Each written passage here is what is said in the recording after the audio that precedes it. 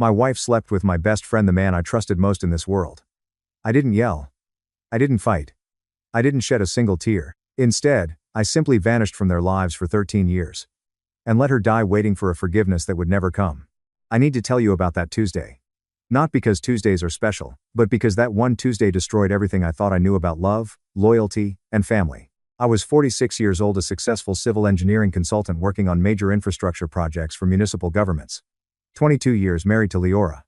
2 kids, Iris just turned 17. Felix is 14. We lived in a 4-bedroom colonial with a mortgage that'd be paid off in 6 years. Normal life. The kind people spend their whole existence building. That Tuesday started normal, too. I got home around 7:00. Leora had made pasta. Nothing fancy, just the kind of weeknight dinner you eat while half watching the news. The kids were upstairs doing homework. I remember Felix yelling something about needing help with algebra later. I never got to help him with that algebra. Around 9:30, after the kids went to bed, Leora asked me to sit down at the kitchen table. She had that look, the one that means something's coming. I figured maybe her mom was sick again or she'd gotten into a fender bender and hadn't told me yet. I need to tell you something, she said. Her hands were shaking. She wouldn't look at me. 8 years ago at that conference in Austin, her voice cracked. I slept with Rafe. I just sat there. She kept talking, words pouring out like she'd been holding them behind a dam for years. How it happened once. How she'd regretted it every day since. How the guilt was eating her alive. How she couldn't keep lying to me anymore. Rafe, my best friend since sophomore year of college. The guy who'd been best man at our wedding. Who held Felix in the hospital the day he was born because I was too terrified I'd drop him. Who came over every Sunday for football and drank my beer and called me brother. Godfather to both my kids. That Rafe. I didn't yell, didn't throw anything, didn't even stand up. I just looked at her crying across the table and felt something inside me. Stop. Like a switch flipping off. 1 second. I was the man who'd spent 2 decades building a life with this woman, and the next I was someone else entirely, someone colder. Say something, she begged. Please just say something. I stood up, walked to my home office, and closed the door. She followed, knocked, tried the handle. We can fix this. We can go to counseling. Please, I love you. We can. I didn't answer. I sat at my desk and opened my laptop. Started pulling up bank statements, investment portfolios, property deeds. While she sobbed on the other side of the door, I was calculating our brokerage account. $340,000. The 401k. The kids' college funds. The house equity. I wasn't thinking about confronting Rafe or demanding answers or working through this. I was thinking about exit strategies.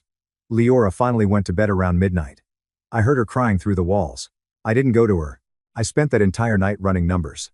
Liquidating investments wouldn't raise flags if I staggered it over a week. I had contacts from the engineering projects in Uruguay, Argentina, places where money moved quietly if you knew the right people. New identity documents weren't impossible. Expensive, but not impossible. By 4:00 in the morning, I had a spreadsheet. Every asset, every account, every loose end that would need tying. The sun started coming up around 6:00. I sat there watching the light change through the office window thinking about Rafe, every birthday party, every Christmas, every time I'd open my home to him, every conversation where he looked me in the eye and called me his closest friend.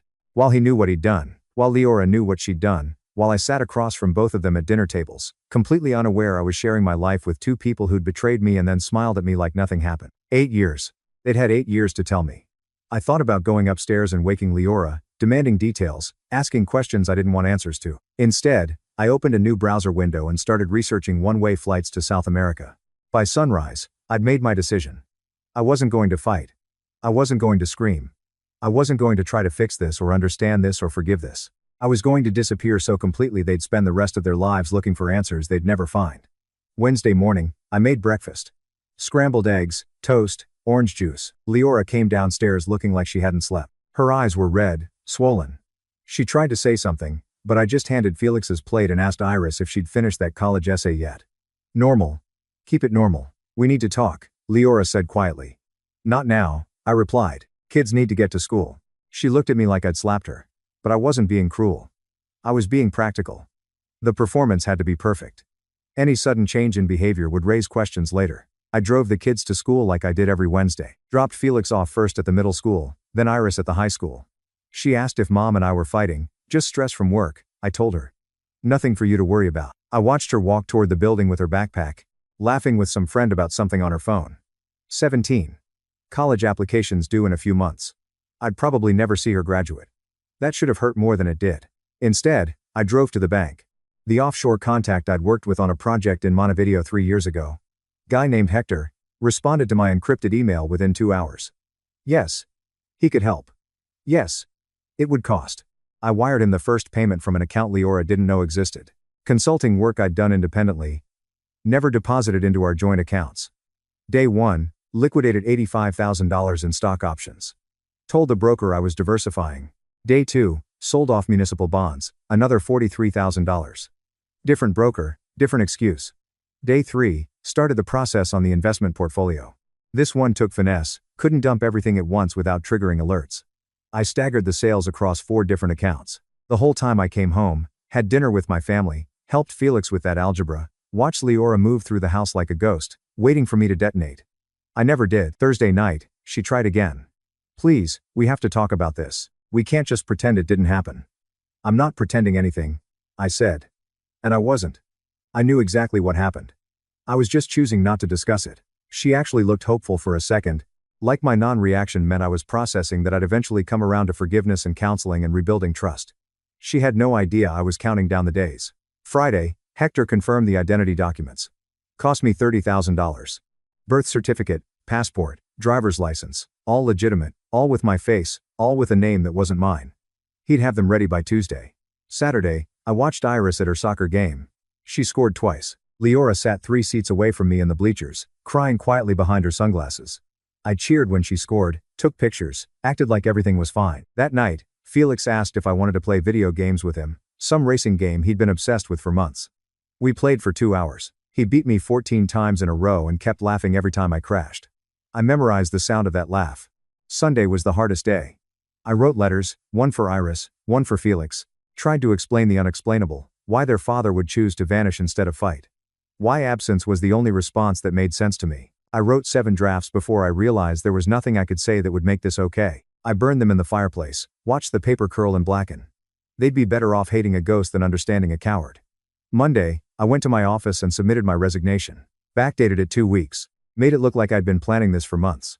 Personal reasons, family matters, nothing suspicious. My boss was confused but didn't push. I'd always been reliable. If I said I needed to leave, he believed me. I transferred everything to Leora's name. The house, the remaining investments, the savings accounts, left her with enough to keep the kids comfortable, paid off the mortgage in full with funds from the liquidations. She'd be fine financially. That was more than she deserved, but less than the kids needed. Tuesday morning, I kissed Iris and Felix goodbye. Have a good day at school, I said. They had no idea they'd never see me again. I drove to work like normal, parked in the garage like normal. Then I got in the rental car I picked up the night before and drove straight to the airport. The flight to Montevideo left at 2:15. I didn't look back. From my hotel room that night, I checked the burner phone I bought specifically for this moment. 17 missed calls from Leora. 43 from Rafe. Text messages filling the screen. Confusion, panic, desperation. Where are you? Please answer. The kids are scared. Just tell me you're okay. I stood on the balcony overlooking the Rio de la Plata. The water black and endless under the night sky.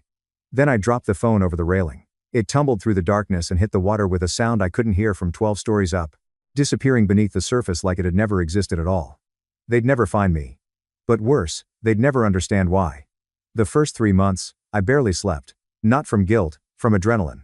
The constant low-grade paranoia that someone would track me down, that I'd made a mistake somewhere in the planning, that Leora had somehow figured it out. But nobody came. I started using the new name, practiced signing it until it felt natural. Got a local SIM card. Opened a bank account.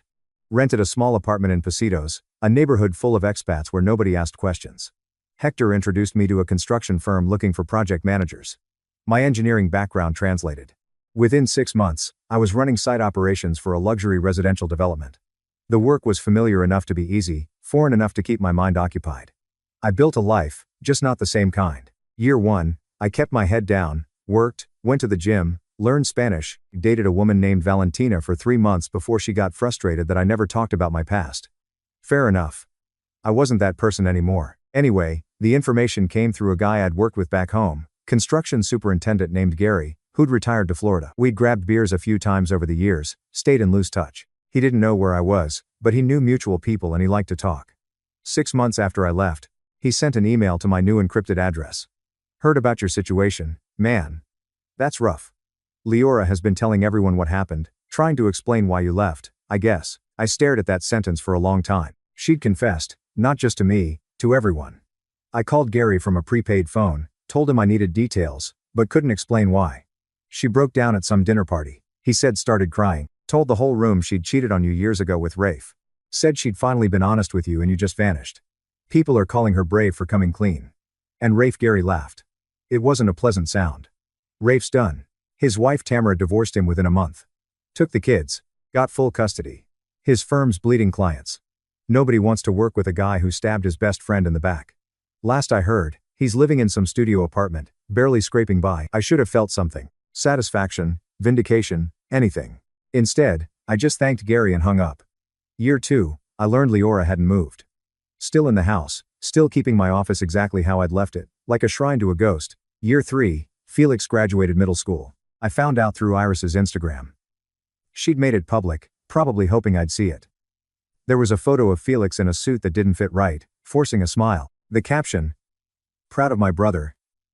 Even though someone important wasn't there to see it, I closed the app and didn't check it again for 6 months. Year 4, Rafe's mother died. I only knew because Gary mentioned it in passing. Said Rafe's kids didn't even show up to the funeral. They'd cut him off completely. Guy's a shell, Gary said. Runs into people at the grocery store and they just walk past him like he's invisible. He did it to himself. But damn, it's brutal to watch. I thought about that, how I could have destroyed Rafe myself, told his wife, exposed him publicly, ruined his reputation deliberately. Instead, I'd done nothing, just vanished. And somehow that had been worse because Leora, in her guilt-fueled need for absolution, had done the job for me. Year 5, I started my own firm. Small at first, just me and 2 local contractors, but the work was good and I had a reputation for finishing on time, under budget. The business grew. I bought a house, minimalist, modern, nothing like the colonial I'd left behind. Started seeing a woman named Pilar. A lawyer, sharp, independent. She never pushed for more than I could give. We had an understanding. I was successful, stable, free, and completely empty. The years blurred together after that. I watched my kids grow up through carefully curated social media posts and the occasional update from Gary. Iris went to college. Felix got his driver's license. They were becoming adults without me. Sometimes I'd draft emails to them. Never sent them. What would I even say? Year 13. I'd been sitting in my office, the one I own now, in a building I'd helped design when the notification popped up on my phone. New encrypted message.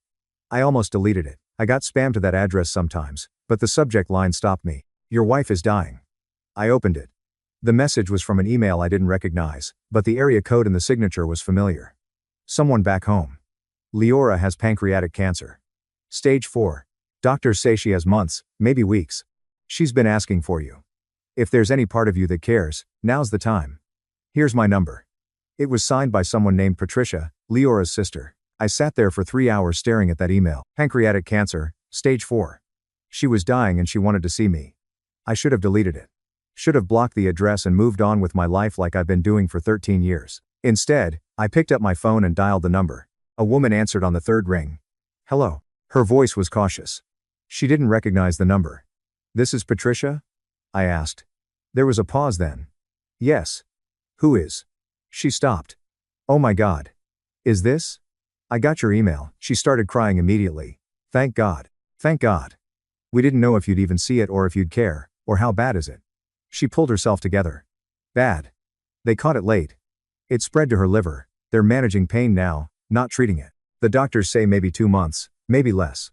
I didn't respond. She talks about you constantly, Patricia continued. Every day she just wants to see you one more time to explain, to apologize. Please, she's your wife, was I said. What was my wife 13 years ago? The line went quiet except for her breathing. Will you come? She finally asked. I'll think about it. I hung up before she could say anything else. That was 6 weeks ago. They called every few days after that. Patricia, then Iris, then Felix. Iris was 29 now. Her voice had changed, harder, colder. The warmth I remembered from when she was 17 was gone.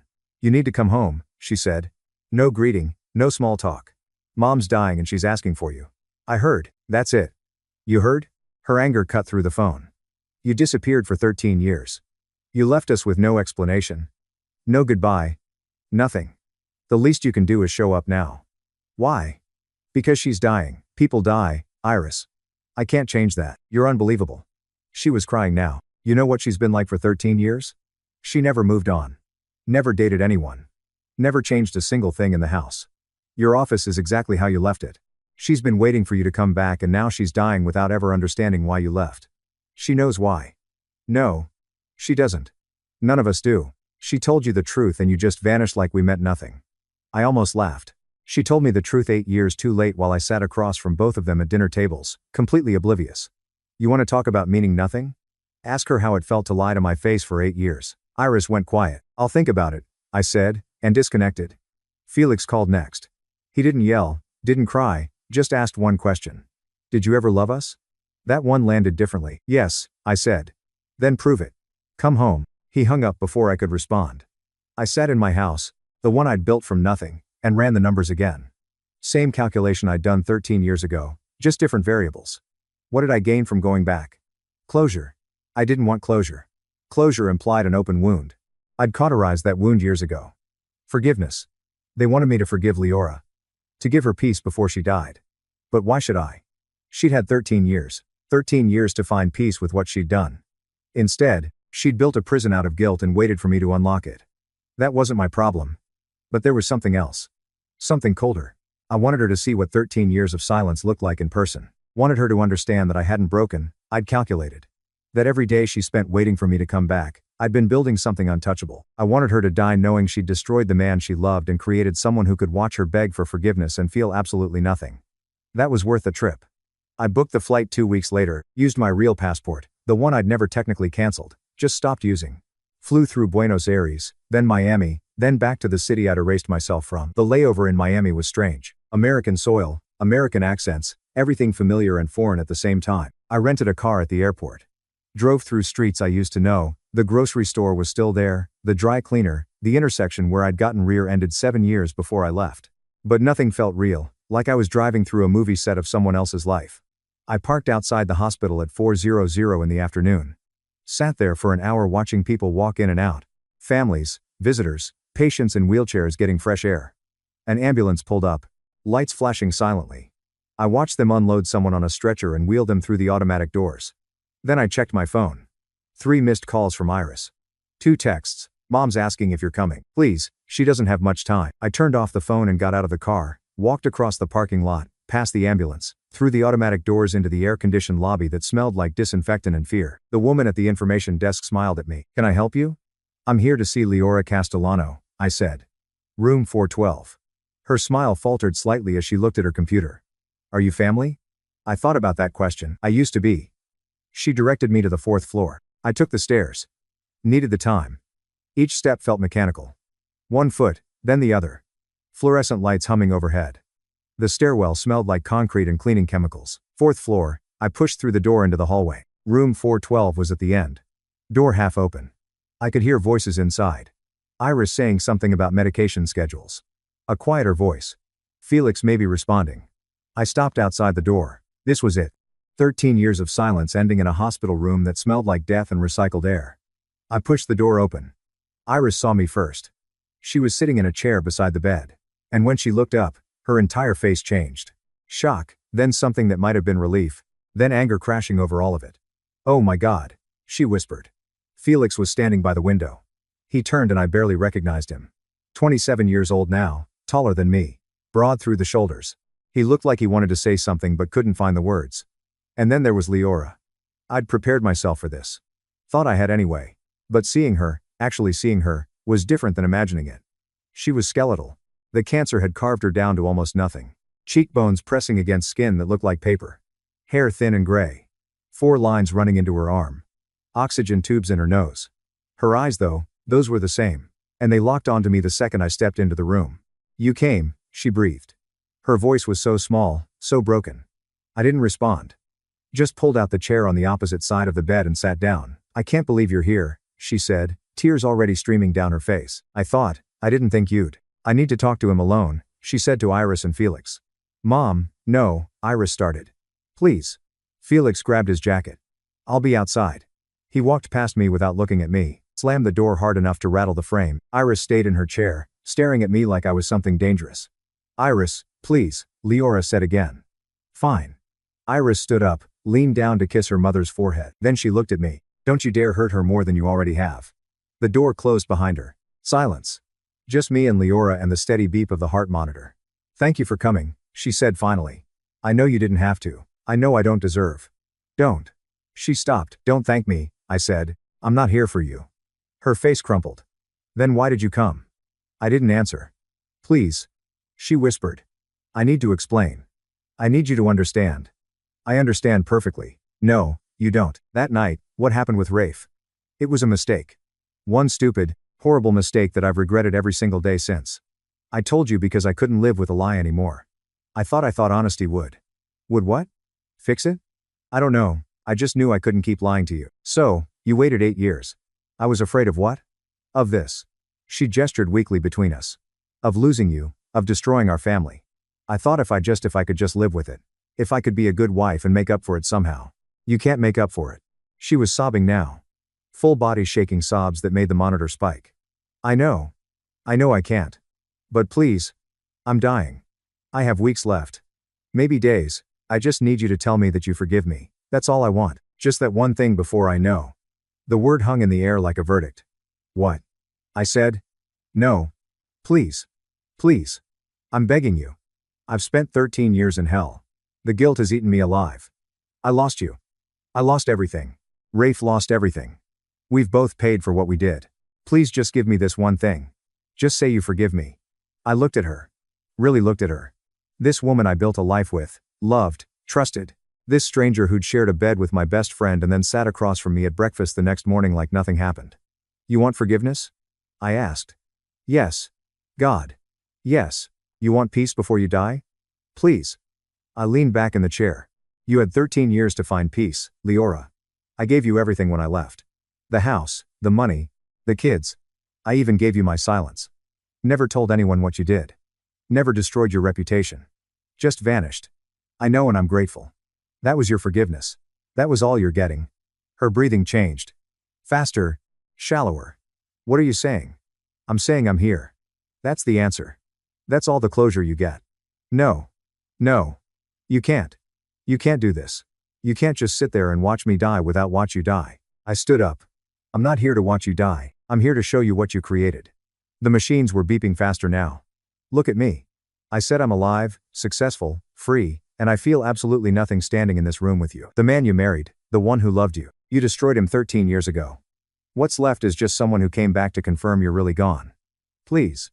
The door burst open. Iris rushed in. Felix right behind her. What did you say to her? Iris demanded. Her vitals are. A nurse pushed past them, checking the monitors, adjusting something on the IV.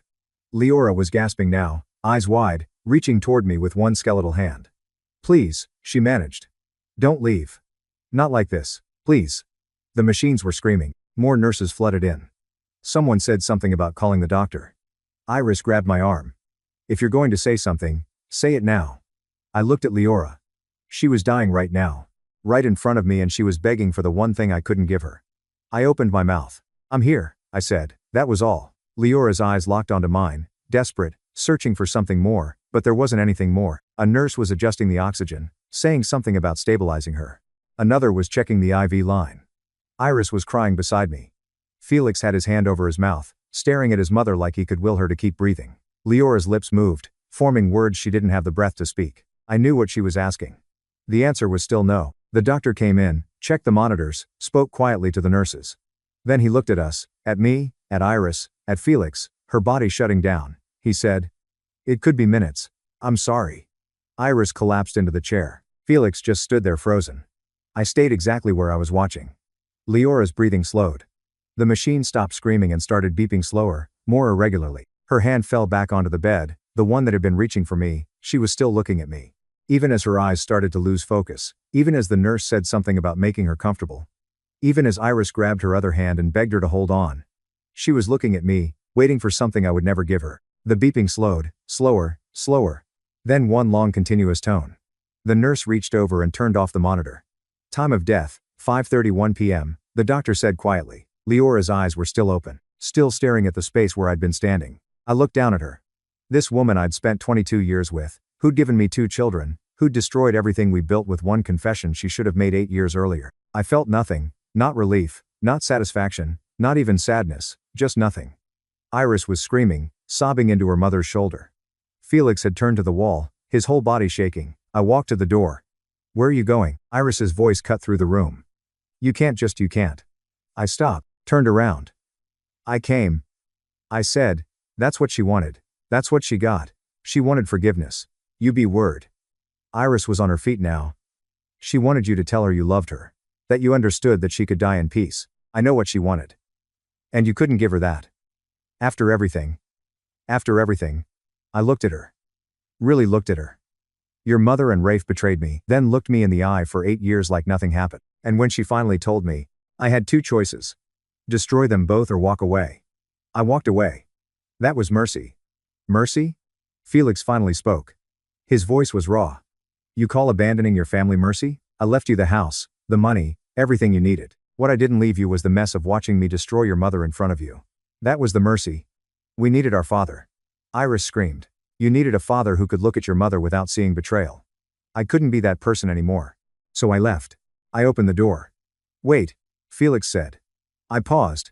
He walked over, pulled an envelope from his jacket. She wrote this. Last week made me promise to give it to you. I looked at the envelope, my name in Leora's handwriting. Shaky. Weak. Keep it.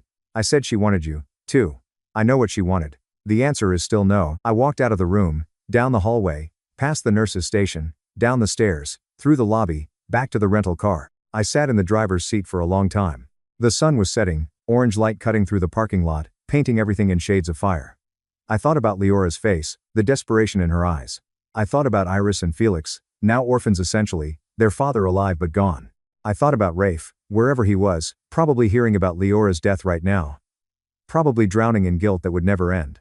I thought about the last 13 years. Everything I'd built, the business, the house, the life, all of it constructed on the foundation of absence of cutting out everything that could hurt me again. And I realized something. I'd won.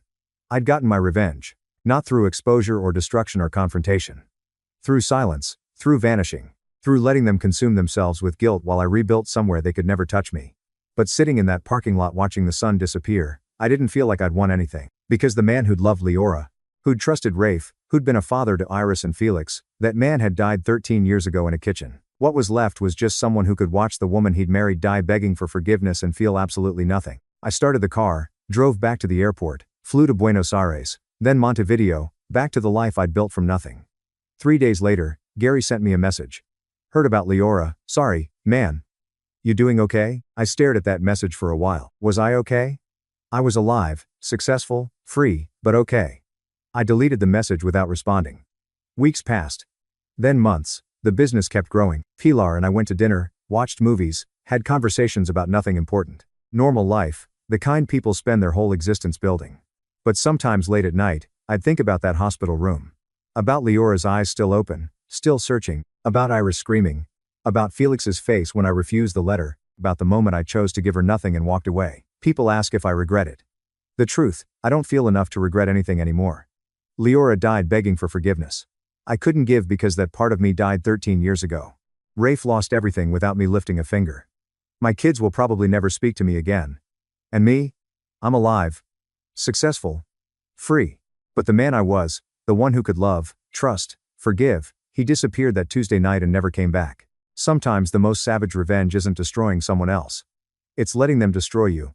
Then walking away from the ashes they created and never looking back. I won. But in the end, nobody really wins. There's just after.